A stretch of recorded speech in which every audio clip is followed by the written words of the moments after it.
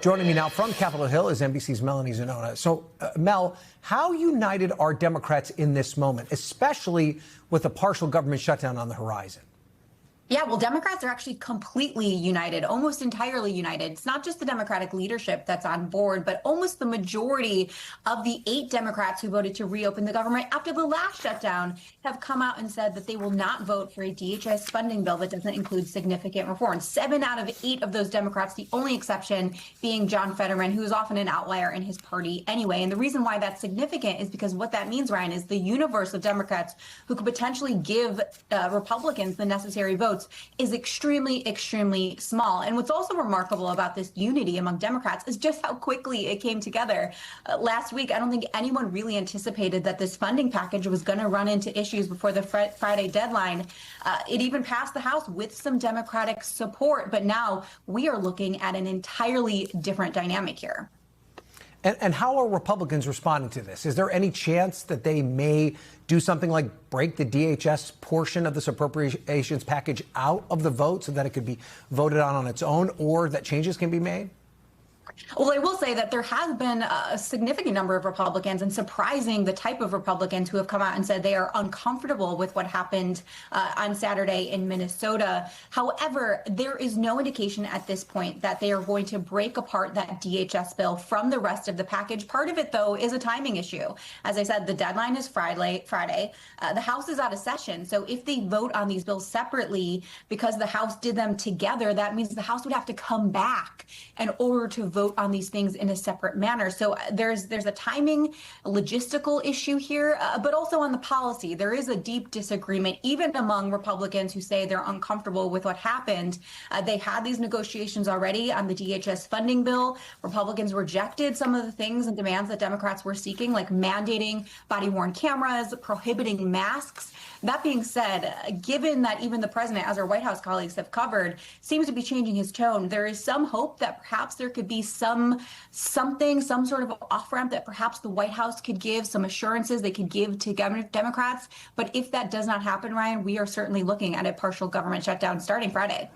It seems very unlikely that that sort of deal could come together before the Friday deadline. So the shutdown meter, once again, off the charts. Mel Zanona, thank you for that. We appreciate it. Joining me now is Virginia Democratic Congressman and member of the House Homeland Security Committee, Congressman James Walkinshaw. Congressman, thanks for being here. Let's talk about how Senate Democrats are reacting to this situation. They're signaling they will block this bill. Senate Republicans seem unlikely to separate the funding for DHS from the rest of the bills that the House passed. Do you want to see your colleagues in the Senate block the entire package, even if that means a partial shutdown? I want to see the Senate take a strong stand to protect the American people from this lawless Department of Homeland Security. And there's a simple solution with respect to the other bills for the Republican leadership to separate the DHS funding bill, for Speaker Johnson to call the House back. There's no reason we couldn't return on Thursday or Friday, pass the other bills, and negotiate a solution to protect the American people from the Department of Homeland Security. That's what I want to see happen. If it doesn't happen, this will be the second Trump shutdown in this Congress, and I hope it doesn't last as long as the first. Obviously, there's been somewhat of a change in tone from your Republican colleagues around this particular shooting by ICE, different than what we saw in the Renee Good situation. Do you feel as though the fact that you're seeing Republicans call for an investigation, is this a turning point?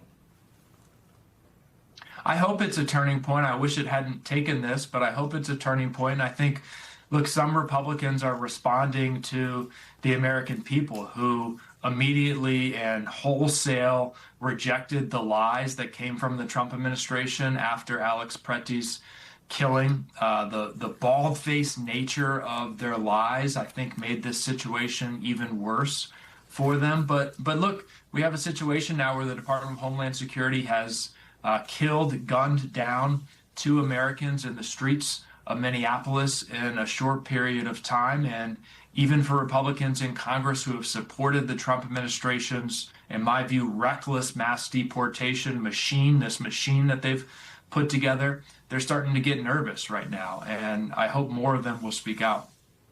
So in your conversations that you've had with your Republican colleagues on Homeland Security or in the House more broadly, do you feel as though there's any kind of openness to the kinds of reforms to ICE that Democrats are calling for?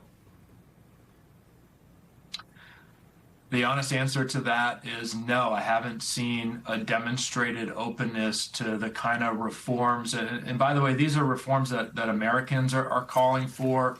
Whether you look at the polls, whether you listen to your constituents, I know Republicans are hearing similar things from their constituents. American people want a secure border. They want immigration laws enforced, but they don't want masked secret police gunning people down in the streets. Unfortunately, I haven't seen a lot of openness to tangible reforms, but I hope that will change over the coming days and weeks.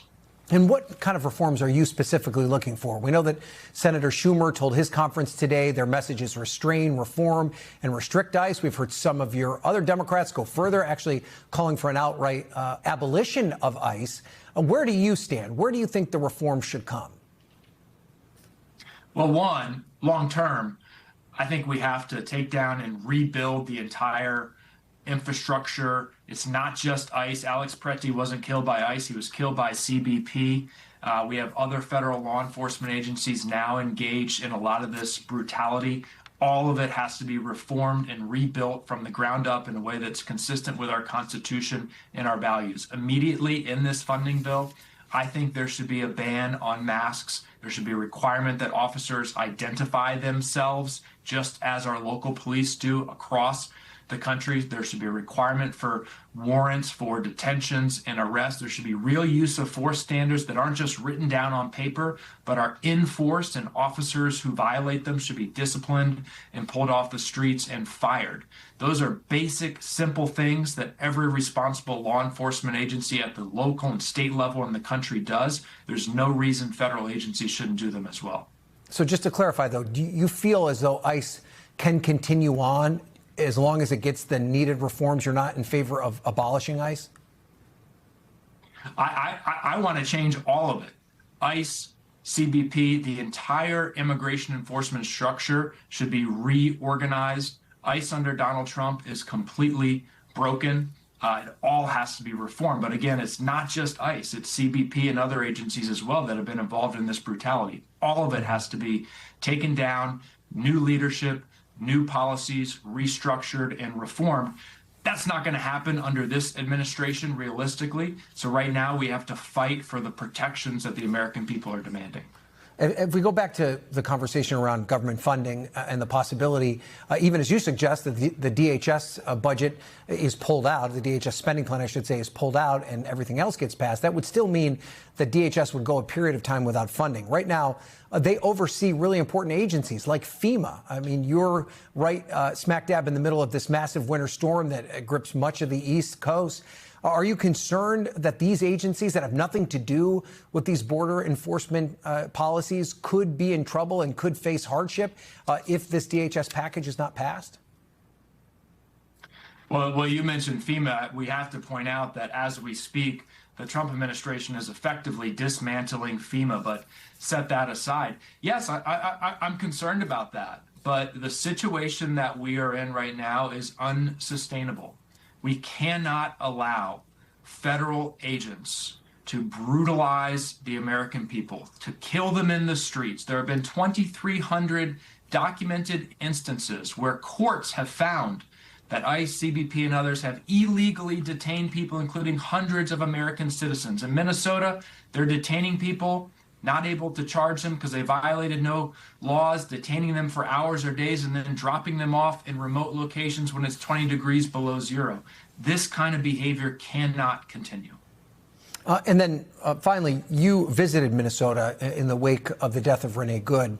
You and your other House Democrats also spoke to Governor Walz about what's next. What can you tell us about that conversation? And how do you feel like Democrats on the ground should be responding?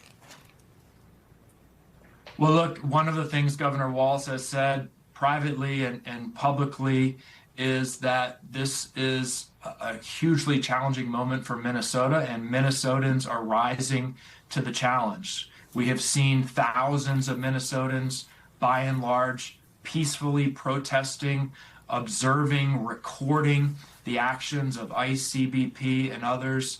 When I went to Minnesota, I thanked them for their patriotism. I think the folks involved in that work who are doing it peacefully, at unfortunately great risk to themselves, are doing incredible service to our republic right now. And Governor Walz has shared that and communicated that as well. He also sees this as political retribution. You know, Donald Trump lost Minnesota 3 times in his own addled mind. He believes that he won the election in Minnesota 3 times, and he's taking that frustration out on the people of Minnesota. That's clearly a motivation here. Okay, Congressman James Walkinshaw, we're going to have to leave it there. Thank you so much for joining us. We appreciate it. Thank you, Ryan. We thank you for watching, and remember, stay updated on breaking news and top stories on the NBC News app or watch live on our YouTube channel.